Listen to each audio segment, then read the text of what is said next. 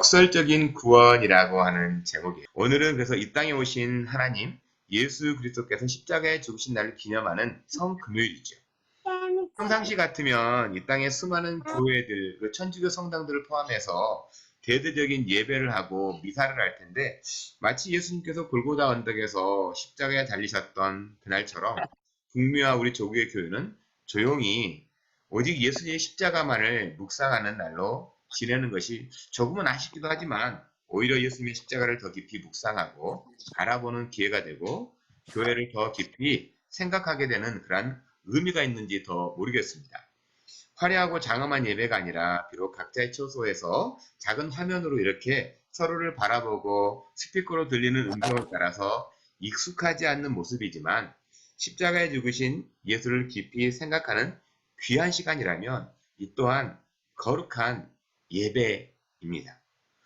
비록 우리가 넓은 장소, 또 쾌적한 곳, 또 화려한 장소는 아닐지라도 이렇게 각자에 있는 곳에서 우리가 서로의 얼굴을 바라보면서 하는 이 예배가 하나님 바라보시기에 정말 아름답고 거룩한 예배라 하는 것입니다.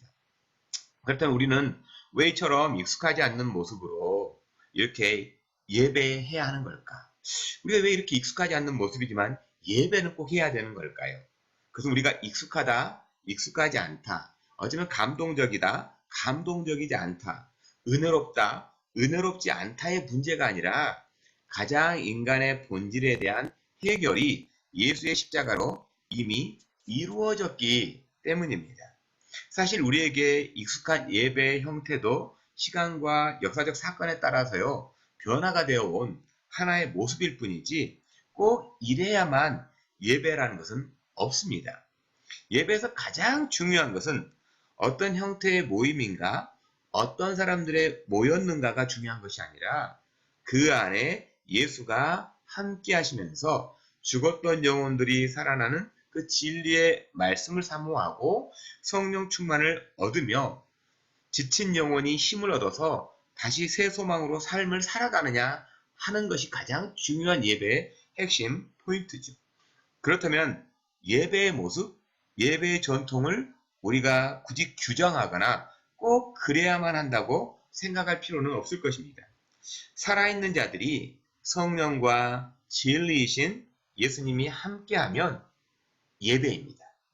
그래서 예배의 핵심은 살아있는 자들, 즉 거듭난 자들이 성령으로 거듭나게 하시는 말씀이신 예수와의 연합이고 산자의 하나님과의 연합이다라는 거죠. 그러니까 예배는 예수를 모르고 거듭남이 없는 사람들과는 무관합니다. 즉 인간이 거룩한 하나님을 예배로 만날 수 있는 살아있는 길을 화목제물, 속죄제물, 속건제물이 되어 열어주신 날을 기념해서 거룩한 금요일이라는 의미의 성금요일이라고 부릅니다. 또 영어로는 오늘을 뭔 날로 부르죠? 영어로는 어떻게 부르죠? Good Friday. 즉 죽었던 인간이 살아나는 유일한 길을 열어주신 좋은 날이다. Good Friday라고 합니다. 그렇다면 우리 인간이 어떤 상태였기에 예수님에게 있어서 십자가의 죽음이 우리들에게는 좋은 날, 이 메시아에게서는 고난의 날이 우리에게는 왜 이렇게 거룩한 날이 된 걸까요? 이 부분에 대해 예수님이 오시기 대략 700년 전에 지금도 유대 랍비들에게 있어서는 해석되지 않는 성경의 장이 바로 이사야서 오늘 말씀 53장이죠. 그것은 이 땅에 오실 메시아가 받아야 할 고난을 예언하고 있기 때문입니다. 왜 메시아가 고난을 받아야 하는지에 대해 이야기하는 부분이 4절과 5절 말씀이잖아요. 왜 우리의 이 메시아는 이 땅에 와서 고난을 받아야 되는지. 우리 4절 5절 말씀 한번 또 같이 읽어볼까요? 같이 읽어보겠습니다. 그는 실로 우리의 질고를 지고 우리의 슬픔을 당하였거늘 우리는 생각하기를 그는 징벌을 받아 하나님께 맞으며 고난을 당한다 하였노라. 그가 찔림은 우리의 허물 때문이요 그가 상함은 우리의 죄악 때문이라. 그가 징계를 받음으로 우리는 평화를 누리고 그가 채찍에 맞음으로 우리는 나음을 받았도다. 메시아의 순환을 보면서 하나님의 징벌로 인함이라고 사람들은 생각하지만 메시아의 고난, 매 맞음, 메시아의 찔림은 누구의 허물 때문이라고 말씀하죠? 누구의 허물 때문? 저와 여러분, 즉 우리의 허물, 원어로는 이게 페샤라고 말합니다. 이 말의 뜻은 반역이라는 말이에요. 하나님을 향한 반역입니다. 즉 우리가 살면서 갖는 또한 죄악 때문이라는 거예요. 하나님을 향해서 반역을 했고 우리가 살면서 저지른 죄악 때문이라고 예수님은 그렇게 이 메시아는 순환과 고난을 받아야 한다는 겁니다. 그러니까 메시아가 빌라도의 법정에서 침뱉음을 당했고 채찍에 맞아 상한 것이 누구 때문이고 누구를 위해서라고 이렇게 예언을 하고 있지요. 바로 저와 여러분, 우리 또한 모든 인류를 위한 감당이라고 하는 겁니다. 그래서 메시아가 받는 고난과 찔림으로 우리는 하나님과 평화를 누리는 산 길이 열렸습니다. 이것을 다시 한번 강조한 것이 6절로요. 6절에 보면 우리는 하얀 같아서 그릇 행하여 각기 제 길로 갔거늘 여호와께서는 우리 모두의 죄악을 누구에게요? 메시아에게 그에게 담당시키셨도다. 우리 모두의 죄악을 예수께서 담당하신 그 사건이 십자가 사건이죠. 그리고 이 십자가 사건이 있는 날에 대한 메시아에 대한 예언을 7절부터 9절까지 기록합니다. 마치 도수장으로 끌려가는 어린 양처럼 잠잠하게 끌려가신다. 그리고 곤욕과 신문을 당할 것이다. 또한 죽임을 당하고 부자의 무덤에 장사가 될 거다. 이렇게 아주 구체적으로 예언합니다. 이 예언이 기록될 당시나 그런데 예수님께서 오실 때 메시아에 대한 수많은 사람들의 인식, 메시아를 기대하는 그 마음은 마치 한마디로 슈퍼 히어로였습니다. 총칼이 아무리 난무를 해도 심지어 어마어마한 무기로 위협을 해도 눈 하나 깜짝하지 않는 그러한 존재로서의 이 슈퍼 히어로를 그들은 메시아로 그렸다라는 겁니다. 하지만 이 땅에 오신 메시아는 이 말씀 그대로 아무런 힘없는 어린 양처럼 고난을 받고 죽임을 당합니다. 예수님의 말씀처럼 하늘의 군대를 동원해서 쓸어볼 수 있는 능력이 있음에도 어쩌면 그렇게 허무하게 십자가에 달리고 죽임을 당해야만 왜 이렇게 했던 것일까? 분명히 예수님은 슈퍼 히어로보다 더 뛰어난 그런 능력이 있음에도 불구하고 왜 이렇게 힘없이 십자가에 죽임을 당해야 했을까?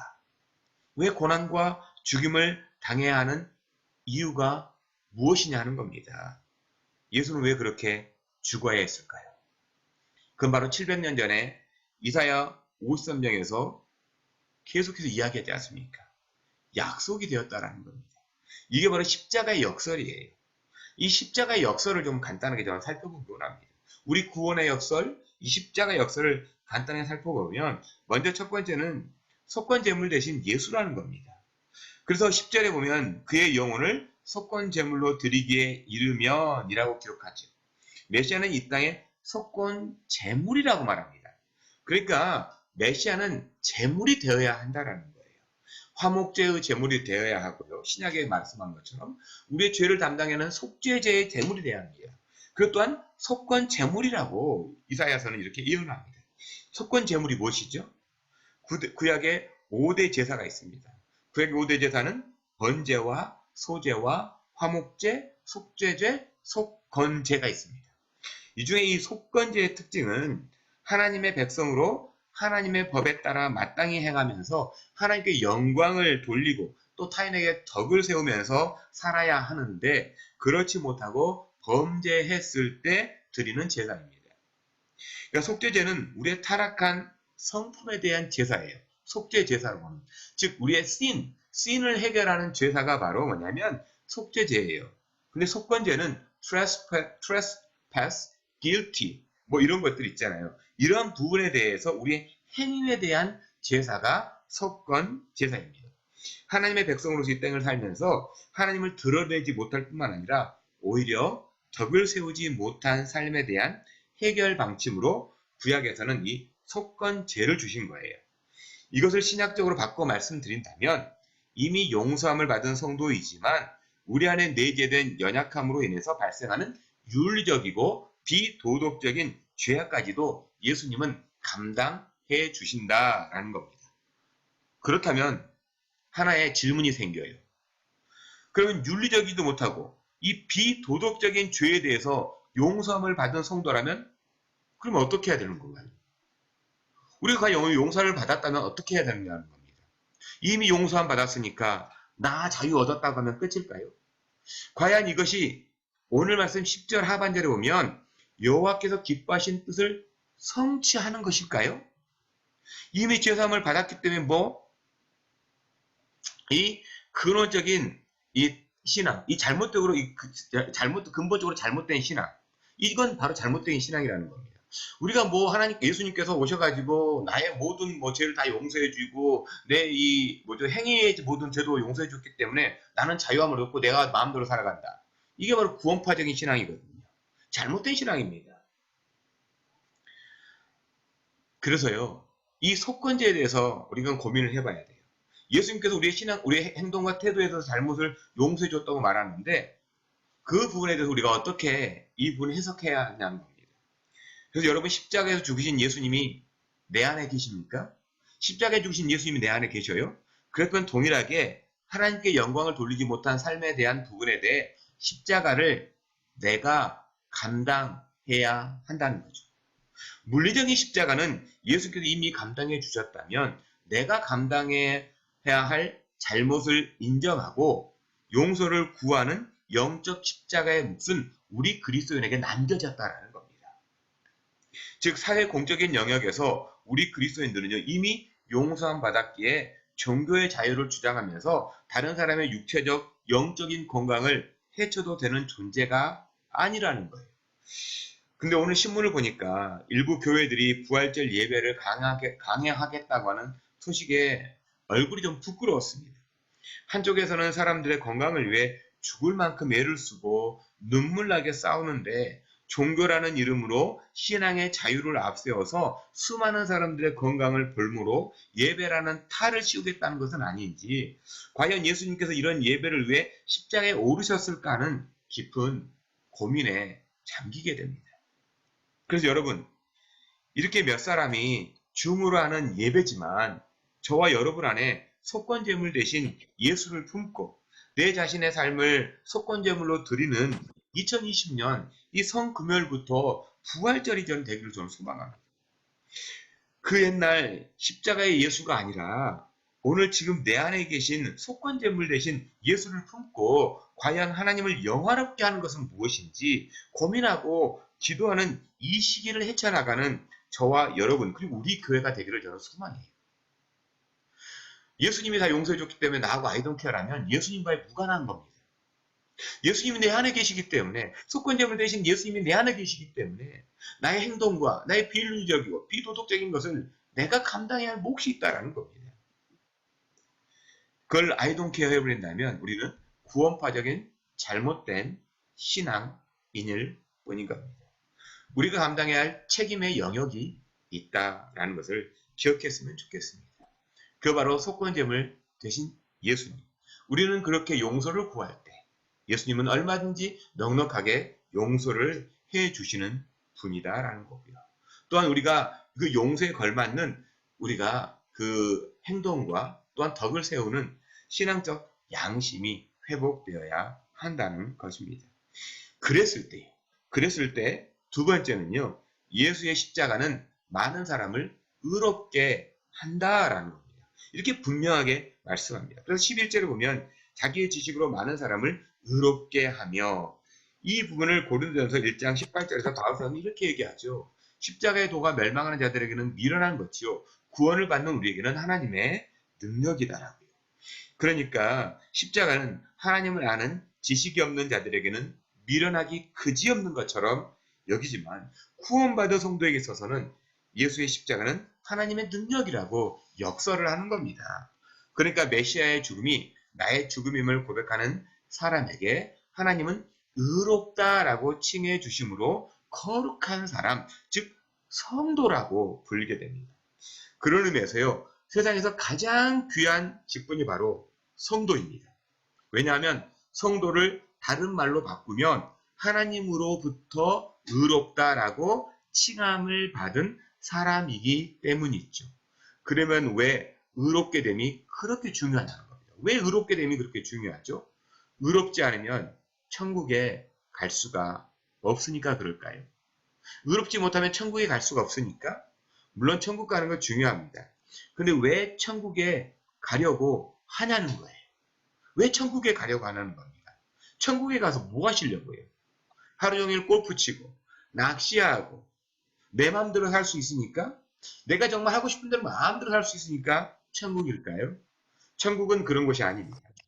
천국의 가장 중요한 포인트는 하나님을 대면하고 바라볼 수 있다입니다. 그러니까 아무리 즐거운 곳, 내 마음이 편하고 내 마음대로 해도 거기에 하나님이 계시지 않으면 지옥이지요. 아무리 나는 의롭다고 소리를 쳐도요, 하나님이 안 계시면 거기는 지옥입니다. 내가 아무리 내가 의롭게 사는 것 같아도요, 거기 하나님이 계시지 않으면 거기가 지옥인 겁니다. 반면에 마치 극심한 고통과 고난이 있는 십자가처럼 보이지만요, 이 십자가의 길은 하나님의 얼굴을 직접 대면하는 길이 열리는 의로운 길이라면, 그 길이 저와 여러분이 동일하게 가야 하는 생명의 길입니다. 비록 그것이 고난이 있고요, 비록 거기에 정말 아픔이 있더라도 거기에 하나님이 함께 하시면, 우리 주 예수님이 함께 하시면 거기가 천국이라는 겁니다. 내 몸에 질병이 있고 내 마음이 너무너무 괴롭고 내 마음이 정말 안타까울지라도 거기에 우리 주 예수 그리스도가 계시면 그게 천국이라는 겁니다. 그게 바로 가장 객관적인 기준이에요. 자기 감정의 기준이 아닌 예수가 기준입니다. 마치 죽을 것처럼 고통스러운 십자가의 길이지만, 이 길이 생명의 길임을 온몸으로 보여주시고 화목제물로, 속죄의 제물로, 그리고 속건제물로 십자가에 매달리신 패러독스, 즉 진리의 역사를 나타내신 날이 성금요일, 굿 프라이데이입니다.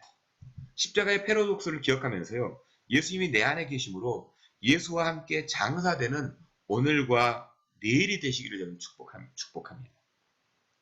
예수님과 함께 장사가 되는 오늘과 내일이요. 그래야지만 3일 후에 예수와 함께 부활하는 그 어메이징을 누릴 수가 있기 때문에 그렇습니다. 예수님과 함께 부활, 예수의 부활이 나의 부활이 되고 싶어요? 그러면 예수와 함께 장사가 돼야 해요. 예수와 함께 십자가에 못 박혀야 해요. 그래서 사도 바울은 내가 예수와 함께 못 박혔다라고 말하는 겁니다. 그것이 바로 나의 모든 죄사함, 나를 의롭다고 말씀해 주신 하나님의 은혜와, 그리고 영원한 나라를 바라보는 예수 하나님의 그 얼굴을 대면하는 그 놀라운 은혜를 사모하는 패러독스인 겁니다. 십자가가 없으면 부활은 없습니다. 여러분이 부활이 없다라고 말하는 것은 영원한 삶이 없다라는 겁니다. 영원한 고통 가운데밖에 없지요. 영원한 산길을 열어주신 예수님, 십자가 그 예수를 바라보고 십자가와 함께 장사되는 저와 여러분이 되기를 저는 축원합니다.